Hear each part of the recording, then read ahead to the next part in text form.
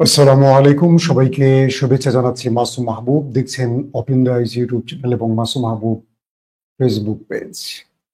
বেশ কিছু গুরুত্বপূর্ণ খবর আছে আজকের লাইভ সেশনে। প্রথম খবরটি হলো, ভারতের defence chief of staff Anil Chauhan ভয়ঙ্কর বার্তা পাঠালেন পাকিস্তানের উদ্দেশ্যে।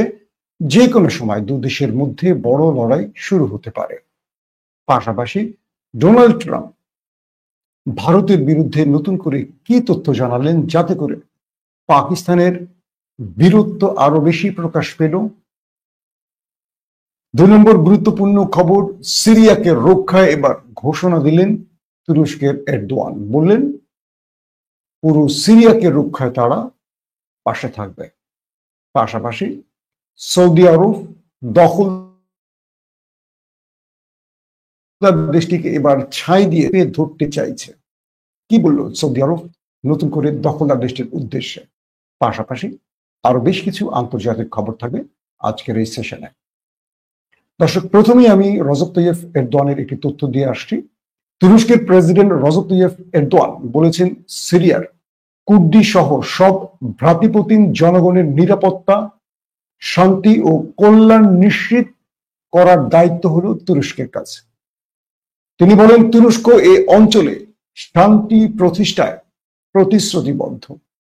আজ মানজিকার্ট, আপনারা যে মুভিটি দেখেছিলেন, সেই মানজিকার্ট বিজয়ের 954তম বার্ষিকীতে এক বক্তৃতায় রজব তৈয়ব এরদোয়ান এই তথ্য বলেন, মানে এই ঘোষণাটি দেন। তিনি বলেন, যারা আঙ্কারা ও দামেস্কের দিকে ঝুঁকবে তারাই সফল হবে, আর যারা নিজেদের দিক হারিয়ে নতুন পৃষ্ঠপোষক খুঁজবে তারা পরাজিত হবে। এরদোয়ান বলেন, তুর্কি, আরব ও কুর্দিরা সবাই এই ভূখণ্ডে দীর্ঘকাল একসঙ্গে বসবাস করে আসছে এবং ভবিষ্যতেও তা অব্যাহত থাকবে। সন্ত্রাস, রক্তপাত ও বিভাজনের বিরুদ্ধে তুরস্কের জাতি বা মুসলিম ঐক্য একসঙ্গে লড়াই করবে। এবং তিনি বলেন, আমি এ বিষয়ে সবার সমর্থন চাই। ফিলিস্তিনের পাশে তুরস্ক, গাজার এরদোয়ান আরো বলেন, ফিলিস্তিনিদের পাশে তুরস্ক গাজার ফিলিস্তিনিদের উপর ইসরায়েলের হামলার প্রসঙ্গ তুলে এরদোয়ান স্পষ্ট করে আবারও বলেন, আমি গাজার ভাইদের প্রতি শুভেচ্ছা জানাই, যারা ইসরায়েলের বর্বর আক্রমণের মুখে জীবন রক্ষায় লড়াই চালিয়ে যাচ্ছে। এবং তিনি বলেন, তুরস্ক সবসময় গাজার মানুষের পাশে রয়েছে। ইতিমধ্যে কূটনৈতিক প্রচেষ্টা, আন্তর্জাতিক বৈঠক এবং 102,000 টনের বেশি মানবিক সহায়তা গাজায় পাঠানো হয়েছে তুরস্কের পক্ষ থেকে। এবং নিজ দেশের ভেতরে শান্তি প্রতিষ্ঠার জন্য সন্ত্রাসমুক্ত তুর্কি গঠনের উদ্যোগ নেওয়া হচ্ছে, এটিও জানান রজব তৈয়ব এরদোয়ান। প্রিয় দর্শক, তুরস্ক এই তথ্যটি কখন দিল? যখন সিরিয়া উত্তপ্ত হয়ে উঠছে। সিরিয়াতে দ্রুজ জাতিগোষ্ঠী ইসরায়েলের মদদ নিয়ে সিরিয়ার ভূখণ্ডকে ভেঙে আলাদা রাষ্ট্র তৈরির চেষ্টা করছে। দুঃখজনক হলে সত্য, এই সিরিয়ার বাশার আল আসাদ সরে যাওয়ার পর যে জোরানি বাহিনী ক্ষমতায় বসছে, তাকে ক্ষমতাচ্যুত করার জন্য নীল নকশা তৈরি করছে ইরান। এবং ইন্টারেস্টিং ব্যাপার, এই দ্রুজ জাতিগোষ্ঠীর অধিকাংশই হলো শিয়া। আবার দেখেন, ইরানের প্রধান শত্রু যাদেরকে আমরা চিহ্নিত করছি, দখলদার দেশটি, সেই দ্রুজ জাতিগোষ্ঠীকে সব রকম সহায়তা করছে ইসরায়েল। এবং দ্রুজরা ইসরায়েলের প্রশিক্ষণ, অর্থ, অস্ত্র নিয়ে সিরিয়ার ভেতরে আবারও একটা যুদ্ধের প্রস্তুতি নিচ্ছে। পাশাপাশি বাশার সরকারের যেসব সেনারা পালিয়ে গেছে, তারাও এই দ্রুজ জাতিগোষ্ঠীর সাথে মিশে যাচ্ছে এবং সিরিয়াকে খণ্ড করার জন্য নতুন পরিকল্পনা এগুচ্ছে। যারা শিয়া ধর্মের দ্রুজ জাতিগোষ্ঠীর, তারা বাশার আল আসাদের পক্ষ নিচ্ছে, কারণ বাশার আল আসাদের যেসব জেনারেলরা বিগত এক যুগ ধরে মানুষের উপর, সুন্নিদের উপর বা সিরিয়ানদের উপর অত্যাচার করেছে, সেই সব জেনারেলরা দ্রুজদের সাথে মিশে গেছে। এমন ছবি, পিকচার, তথ্য গণমাধ্যমে এসছে। পাশাপাশি সেই দ্রুজদের সাহায্য করছে ইরান, আবার সেই দ্রুজদের সাহায্য করছে ইসরায়েল। তার মানে তারা শত্রু হলেও সিরিয়ার ভেতরে আধিপত্যের লড়াইয়ে তারা আবার এক জায়গায়, এক টেবিলে হয়ে যাচ্ছে। মানে ভূ রাজনীতির প্যাচগোজ, বুঝতে পারছেন? পাশাপাশি তাদের বিরুদ্ধে লড়াই চালিয়ে যাচ্ছে তুরস্ক। তুরস্কের সাথে ইরানের এই একটি জায়গায় এখনো অনেক বড় পার্থক্য, বলবো না, লড়াই চলছে, যেটির জন্য ইরান তুরস্কের কাছে বড় অর্থে সাহায্য চাইতে পারে না, কারণ তাদের আঞ্চলিক অখণ্ডতা নিয়ে নিজেদের মধ্যে অনেক লম্বা বিরোধ রয়েছে।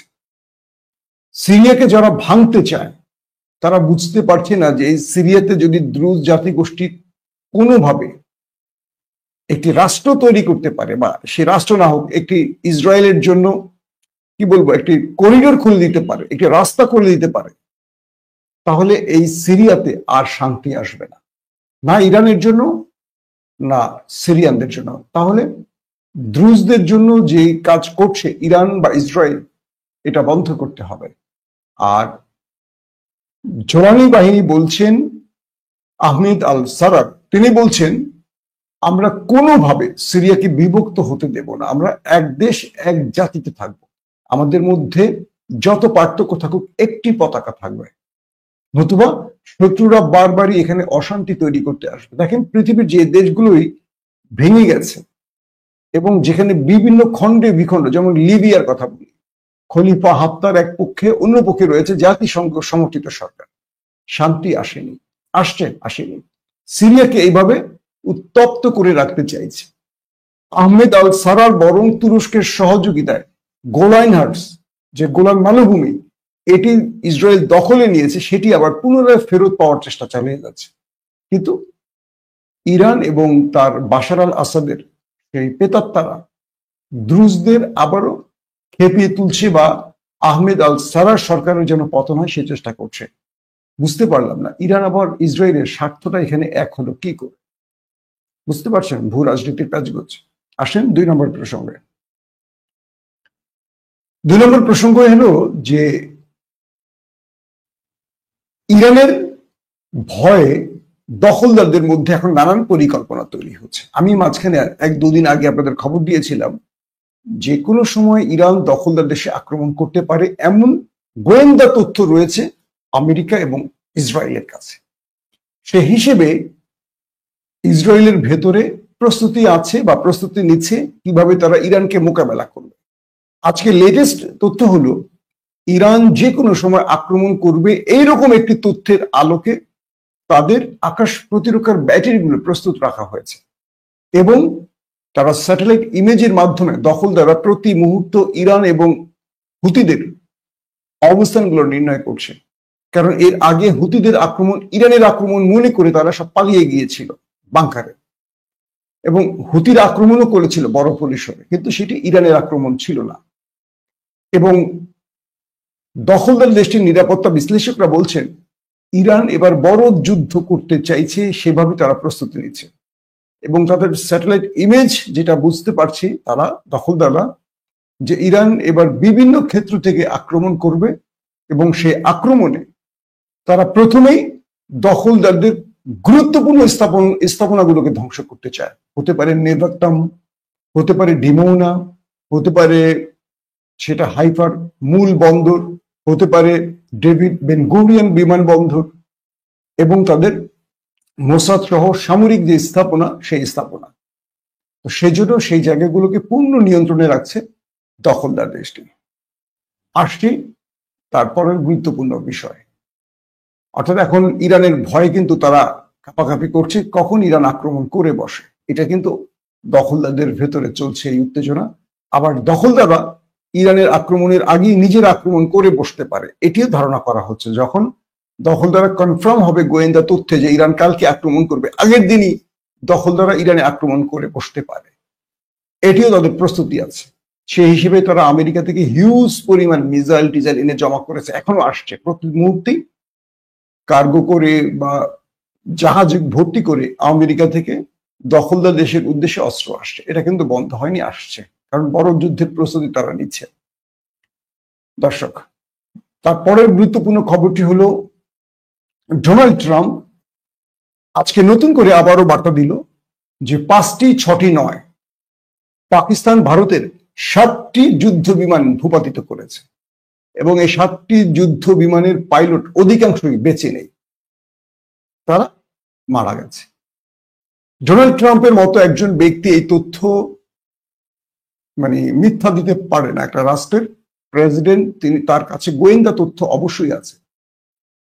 ডোনাল্ড ট্রাম্পের এই তথ্যের আলোকে ভারত বা নরেন্দ্র মোদী বা তার এস্টাবলিশমেন্ট আবারও বড় চাপে পড়ে গেছে, কারণ এতদিন ভারত স্বীকার করেনি, কখনো বলছে একটা কি দুটো, কখনো তাদের আর্মির পক্ষ থেকে বার্তা দিয়েছে যে হ্যাঁ আক্রমণ করেছিল পাকিস্তান, কিন্তু আমরা প্রতিহত করেছি। কিন্তু ডোনাল্ড ট্রাম্প এবার প্রকাশ্যে আনলেন সেই তথ্য যে পাকিস্তান এবং ভারতের লড়াইতে ভারতের 7টি যুদ্ধ বিমান ভূপাতিত হয়েছে। এবং এই বক্তব্যটির পরপরই ভারতের সেনাবাহিনীর যিনি ডিফেন্স স্টাফ অফ চিফ, আর্মির যে ডিফেন্স স্টাফ অফ চিফ, তিনি নতুন করে ঘোষণা দিয়েছেন যে আমরা পাকিস্তানে এবার একযোগে বৃহৎ আক্রমণের প্রস্তুতি নিচ্ছি। বৃহৎ আক্রমণ বলতে কি বুঝলেন? আমরা আকাশে, এয়ারে অ্যাটাক করব, আমরা জলে অর্থাৎ পানি পথে আক্রমণ করব, আমরা স্থলে অর্থাৎ সেনাবাহিনী পাকিস্তানে ঢুকিয়ে আক্রমণ করব, পাকিস্তান দখল করব আর কি, এবং কাশ্মীর দখল করব। পাশাপাশি আমরা স্পেসে অ্যাটাক করব, স্পেস, এবং আমরা পাকিস্তানের টোটাল পজিশনগুলোকে ধ্বংস করব। এখন প্রশ্ন আসতে পারে, এই স্থলে সেনাবাহিনী ঢোকাবে পাকিস্তানের ভেতরে এবং সেখানে তারা সম্মুখ যুদ্ধে অবতীর্ণ হবে। দ্বিতীয় খবরটি হলো তারা মিসাইল, যুদ্ধ বিমান এবং ড্রোনের মাধ্যমে তারা আকাশ পথে অ্যাটাক করবে একযোগে। একটা করবে, একটা বসে থাকবে না, প্রত্যেকটা অ্যাটাক একযোগে চলবে। পাশাপাশি তারা সমুদ্রে যুদ্ধ বিমান বা এয়ারক্রাফট ক্যারিয়ারের মাধ্যমে তারা সিন্ধু অর্থাৎ করাচি পয়েন্ট থেকে, করাচি বন্দর বা করাচি পয়েন্ট থেকে অ্যাটাক শুরু করবে এবং স্পেসে পাকিস্তানের যে স্যাটেলাইট আছে সেগুলো তারা অ্যাটাক করে ধ্বংস করে দেবে। এখন কি বুঝলেন? কে বলছে? ভারতের ডিফেন্স অফ স্টাফ একজন গুরুত্বপূর্ণ পদবীধারী অনিল চৌহান, তার আজকের স্টেটমেন্ট, তারা পাকিস্তানের বিরুদ্ধে একটা বৃহৎ যুদ্ধের পরিকল্পনা করছে এবং তারা এই ক্ষেত্রগুলোকে বলেছেন যে আমরা এই ক্ষেত্রগুলোতে একযোগে অ্যাটাক করব। এখন বিষয় হলো যে পাকিস্তান তার প্রত্যেকটা ক্ষেত্র রক্ষায় প্রস্তুত কিনা, এক। 2 নম্বর, এই প্রতিটা ক্ষেত্রে ভারত যে বলছে তারা অ্যাটাক করবে, তাদের সেই সক্ষমতা আছে কিনা। 3 নম্বর, যদি এই ক্ষেত্রগুলোতে একযোগে ভারত অ্যাটাক করে তাহলে পাকিস্তান প্রতি উত্তর কি দেবে। সবকিছু মিলে এইটুকু বলা যায় পাকিস্তান তার প্রত্যেকটি ক্ষেত্রে সামরিক ইনস্ট্রুমেন্ট গুলোকে প্রস্তুত করছে, প্রতিটি ক্ষেত্রে ভারতকে শুধু মোকাবেলা নয় পাল্টা আঘাতের জন্য প্রস্তুত আছে। পাকিস্তানের সেনা দপ্তরের যে তথ্যগুলো গণমাধ্যমে, তাদের জিও টিভি থেকে শুরু করে কয়েকটি গণমাধ্যম আছে, তারা বলছে অনিল চৌহানকে থামাবার জন্য পাকিস্তান প্রস্তুত। আপনারা জানেন যে এর আগে ভারতের সেনা প্রধান তিনিও বলেছেন তার সকল বাহিনীকে একটা বড় যুদ্ধের জন্য প্রস্তুতি নাও, যে কোনো সময় আমরা অপারেশন সিঁদুর যেটি চলমান সেটি আবার শুরু করতে যাচ্ছি। আজকে অনিল চৌহান আরো বললেন ভারতবাসীকে যে তোমরা কি শান্তি চাও? যদি শান্তি চাও তাহলে আরেকটা যুদ্ধের জন্য প্রস্তুতি নাও, কারণ পাকিস্তানকে শান্ত করেই ভারত শান্ত হবে। এখন ভারত ডোনাল্ড ট্রাম্পের 7টি যুদ্ধ বিমান বিধ্বস্তের ঘোষণার পরপরই হঠাৎ করে চিফ অফ ডিফেন্স স্টাফ এই বক্তব্যটি দেয়া দু দেশের মধ্যে উত্তেজনাকে আরো বাড়িয়ে তুলছে। একদিকে নরেন্দ্র মোদী ব্যাপক চাপে আছে, দেশের ভিতরে বাহিরে সব ক্ষেত্রে। আবার ভারতের রাজনৈতিক বিশ্লেষকরা বলছেন চীন যতই ভারতকে কাছে টানুক, চীন মূলত তার স্বার্থে ভারতকে টানছে এবং চীন চাইছে তাদের অভিন্ন স্বার্থগুলো, সীমানা ইস্যুগুলো, সেটা লাদাখ বলি, অরুণাচল বলি, যে প্রজেক্ট বা পরিকল্পনা, চীন সেটা বাস্তবায়নের মধ্য দিয়ে ভারতকে সাহায্য করবে। অর্থাৎ ভারতের যে বিস্তীর্ণ বা বিশাল অঞ্চল চীন দখল করেছে, সেখানে তাদের সাইনবোর্ড লাগিয়ে দিয়েছে, তাদের ভাষায় স্থানের নামকরণ করেছে, এটা যদি নরেন্দ্র মোদী ফিরিয়ে আনতে না পারে, আবার যদি আমেরিকার ঠাপানি খেয়ে চীনের কাছে বর্ষতা স্বীকার করে, সেক্ষেত্রে চীন তো তাদের আরো কিছু পজিশন বা আরো কিছু পরিকল্পনা ভারতকে দেবে, যে তুমি এই অঞ্চল থেকে চলে যাও, এটা দাও, ওটা দাও, এটা দাও। নরেন্দ্র মোদী আছে একটা মাইনকাছি পায়। একদিকে চীন তাকে বন্ধুরূপে পেতে কিছু শর্ত গোপনে জুড়ে দিয়েছে, এবং আপনারা দেখেছেন যে চীনের পররাষ্ট্রমন্ত্রী ভারত সফর করেছেন এবং সেখানে চীন কি চাইছে সেই বক্তব্য ভারতকে দিয়ে গেছে। তো জয়শঙ্কর বলি বা আরো যাদের কথা বলি, তারা সবাই এই বার্তাগুলো জানেন। তো চীনের কাছে ভারত পাকিস্তান ইস্যুতে কি প্রস্তাব করেছে এই বিষয়টি গণমাধ্যমে না আসলেও অসমর্থিত সূত্রগুলো বলছে যে ভারত একটা প্রতিশোধ নিতে চায় পাকিস্তানে। চীন এই বিষয়ে কি বলবে বা কি করবে? এই বিষয়ে চীন বলছে যে আমাদের পূর্বের অবস্থাই ঠিক থাকবে, অর্থাৎ পাকিস্তানের সাথে আমাদের যে পূর্বের সম্পর্ক সেখানেই সেটা ঠিক থাকবে, অর্থাৎ পাকিস্তানে আক্রমণ করুক এটা চীন চায় না। এখন নরেন্দ্র মোদীর জন্য দুটো বিপদ আছে। একটা বিপদ হলো তার রাজনীতির ইতি ঘটে যাচ্ছে প্রায়। এই অবস্থায় ডোনাল্ড ট্রাম্প একের পর এক চাপ তৈরি করছে। ভারতের ভেতরে বড় বড় কারখানা বন্ধ হয়ে গেছে 50% ট্যারিফের জন্য। আমেরিকা তার বহু প্রতিষ্ঠান যারা ভারতে কাজ করতো বা ভারতের সেই প্রতিষ্ঠানগুলোর কারখানা তৈরি করেছে, এগুলো বন্ধ করার চেষ্টা করছে, অনেকগুলো ঘোষণাও এসছে আমেরিকা বন্ধ করে দেবে। তো ভারত তো বিলিয়ন বিলিয়ন ডলারের ক্ষতির মুখে পড়বে। এই জন্য ভারত এখন ছুটে যাচ্ছে চীনের কাছে তার দেশের অর্থনীতিকে বাঁচাবার জন্য। চীন কি চাইবে তার প্রতিবেশী বিশ্বস্ত বন্ধু পাকিস্তানে ভারত এটা করুক? কিন্তু ভারত এই যুদ্ধটা করতে চাইছে, তার দুটো কারণ। এক, নরেন্দ্র মোদীর রাজনীতিকে বাঁচাতে হবে, যেহেতু ভারত নিজেই প্রচারণা চালিয়ে পাকিস্তানে অ্যাটাক করেছিল। এরপর পাকিস্তান মাত্র 24 ঘন্টায় যে রিটালিয়েট করেছে তাতে ভারতের পাছার ছাল উঠে গেছে। 7টা বিমান, তারপর আকাশ প্রতিরক্ষা সিস্টেম S-400, তারপর ব্রহ্মস মিসাইলের স্টোরেজ, তারপরে কি বলে তাদের যে যুদ্ধ বিমান, তারপর তাদের আরো যে এয়ার কি বলে এটাকে বিমান বাহিনীর যেই রানওয়ে, প্রচুর কিছু ধ্বংস করেছে। তো এটার যদি প্রতিশোধ নিতে না পারে, নরেন্দ্র মোদীর রাজনীতি শেষ। এখন নরেন্দ্র মোদী যে কোনো ভাবে পাল্টা প্রতিশোধ ছাড়া তার রাজনীতি টিকবে না। এখন ভারতীয় জাতিকে তার পক্ষে রাখতে গেলে দুটো কাজ করতে হবে। একদিকে আমেরিকা তেতে আছে, আমেরিকা এগিয়ে আসছে নরেন্দ্র মোদীকে তার পথ থেকে সরাবার জন্য ব্যবস্থা নিচ্ছে। ভেতরে যত কাজ এস্টাবলিশমেন্টের সাথে যোগাযোগ চলছে CIA এবং সেটি ডোনাল্ড ট্রাম্প অব্যাহত রেখেছে। এই মুহূর্তে চীনের খপ্পরে যদি পড়ে যায় ভারত, সেখানে ভারত তার অবস্থান ঠিক রাখতে পারবে কিনা? তাহলে সবকিছুর মূল একটি কি, মুক্তিযুদ্ধ ইস্যু টেনে আন। হাসিনা যেমন বাংলাদেশে রাজনীতি করেছেন বিগত 16 বছর, তার আগে সামনে একটি সাইনবোর্ড, মুক্তিযুদ্ধ মুক্তিযুদ্ধ মুক্তিযুদ্ধ। মুক্তিযুদ্ধের পিছন দিয়ে বাঁশ দিয়ে খালা করে ফেলছে শেখ হাসিনা, কিন্তু শব্দটা শুধু ব্যবহার করেছেন। কাউকে ধরবেন, কাউকে মারবেন, কাউকে কাটবেন, শুধু সাইনবোর্ড মুক্তিযুদ্ধ। সেই ন্যারেটিভে এসছে আরেকটি দেশ, বাংলাদেশের আরেকটি দল, দেখবেন ডাকসু নির্বাচনে ওই একটি ইস্যু, কারো বাচ্চা হয়েছে তার নাম রাখতে হবে, আকিকা করতে হবে, ওই একটা ইস্যু। টেলিভিশন গুলো খুললেই দেখবেন ওই একটা ইস্যু। আর 54 বছরে বাংলাদেশে আর কোনো ইস্যু নেই, শুধু মুক্তিযুদ্ধ। আর যারা বাংলাদেশের so called politician, so called বুদ্ধিজীবী, সো কল্ড জার্নালিস্ট, নিজেকে এখন তারা আওয়ামী লীগ বলতে পারেন না, দিল্লির তারা যে কি বলবো যে এজেন্ট বলতে পারেন না, যেহেতু সময়টা পরিবর্তন হয়ে গেছে, শেখ হাসিনা নাই বললে এখন পিঠের উপর চলবে, তারা এখন মুক্তিযুদ্ধ ইস্যুটাকে সামনে আনছে। এই মুক্তিযুদ্ধ শব্দটাকে শেখ হাসিনা উচ্চারণ করতে করতে করতে করতে এটাকে একেবারে পচায় ফেলছে, কারণ এটার নাম দিয়ে যত রকম অন্যায় শেখ হাসিনা করছে। এখন নতুন আরেকটি দল এই কাজটি শুরু করছে।